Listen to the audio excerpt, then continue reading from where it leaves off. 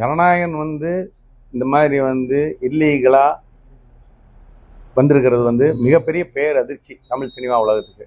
என்ன காரணம்னா, இந்த 2026 ஒரு பெரிய படமா நாங்கள் எல்லாரும் அதை எதிர்பார்த்த திரையரங்க உரிமையாளர்கள்.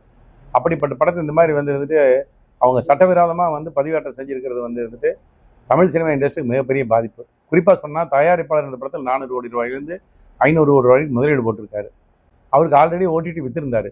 அவங்க படம் ரிலீஸ் போஸ்ட்போன் பண்ணோன்னே அதை கேன்சல் பண்ணாங்க. இப்போ திருப்பி நெகோசியேஷன் பண்ணிட்டு இருக்கிற காலத்தில் இந்த மாதிரி படங்கள் வரும்போது அவங்க டோட்டலாக பேக் அடிச்சிருவாங்க. திரையரங்களை பொறுத்தல அதே மாதிரி தான். நாங்கள் அட்லீஸ்ட் இந்த எலெக்ஷன் முடிஞ்சதுக்கப்புறம் அந்த படம் வரும், ஒரு பெரிய வசூல் பண்ணோம் அப்படின்னு நாங்கள் நினைச்சோம். ஏன்னா சர்டிஃபிகேட் தான் கிடைக்கல அவங்களுக்கு கையில்.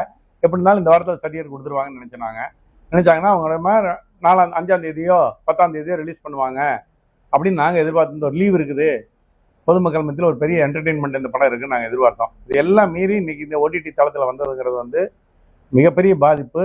தயாரிப்பாளருக்கு எப்படி பாதிப்பு இருக்கோ அதே மாதிரி திரையரங்க உரிமையாளர்கள், விநியோகத்தில் அதே மாதிரி தான். தமிழ்நாடு விநியோகத்தில் ஏறத்தாழ 70-80 கோடி ரூபா அவங்ககிட்ட கொடுத்துருக்காங்க இந்த படத்தை விலைக்கு வாங்கி. இப்போ அந்த பணம் அவங்களுக்கு எப்படி திரும்பி வருது?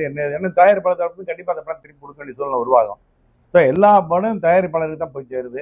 இது எப்படி எதிர்கொள்றதுங்கிறத பற்றி நாங்கள் இண்டஸ்ட்ரியை பொறுத்தவரை திரையரங்க உரிமையாளர்கள், தியேட்டர் ஓனர்ஸு, டிஸ்ட்ரிபியூட்டருங்க, ப்ரொடியூசருங்க எல்லாரும் உட்காந்து அவருக்கு எங்களால் என்ன சப்போர்ட் பண்ண முடியுமோ பண்ணி கொடுக்கணுங்கிறத நாங்கள் முடிவு பண்ணிட்டு இருக்கோம். இப்போத்தில் யாராவது ரொம்ப கம்மியாக போட்டிங்கன்னா கூட, இப்போ நீங்கள் ஏற்கனவே பீஸ்ட் ஆகட்டும், லியோ ஆகட்டும், அந்த மாதிரி படங்கள்லாம் ஒரு 100 கோடி ரூபா வசூலாச்சு. திரையரங்களுக்கு ஒரு 50 கோடி ரூபா ஷேர் வந்தது. 50 கோடி ரூபா 60 கோடி ரூபா தமிழ்நாடு திரையரங்களுக்கு ஷேர் வந்தது. அந்த 50 கோடி ரூபா 60 கோடி ரூபா இனி இந்த படம் ரிலீஸ் ஆச்சுன்னா வருமாங்கிறது சந்தேகம் தான். ஏன்னா மெஜாரிட்டி ஆடியன்ஸ் வலைதளத்தில் பார்த்துடுறாங்க. அதனால பெரிய பாதிப்பு தான் இருக்கும். அதனால கோடிக்கணக்கான ரூபா தமிழ் சினிமா திரையரங்களுக்கு பெரிய நஷ்டம் தான்.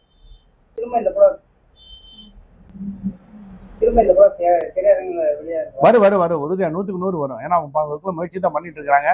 திங்கட்கிழமை செவ்வாய்க்கிழமை சர்டிஃபிகேட் வாங்கிட்டு அடுத்த வாரத்தில் ரிலீஸ் பண்ணலாமா, அதுக்கு அடுத்த வாரம் ரிலீஸ் பண்ணலாமா அப்படின்னு தயாரிப்பாளர் தரப்புல எவ்வளவு சீக்கிரம் ரிலீஸ் பண்ணணுமோ அவ்வளவு சீக்கிரம் ரிலீஸ் பண்ணணும்னு பார்த்துட்டு இருக்காங்க.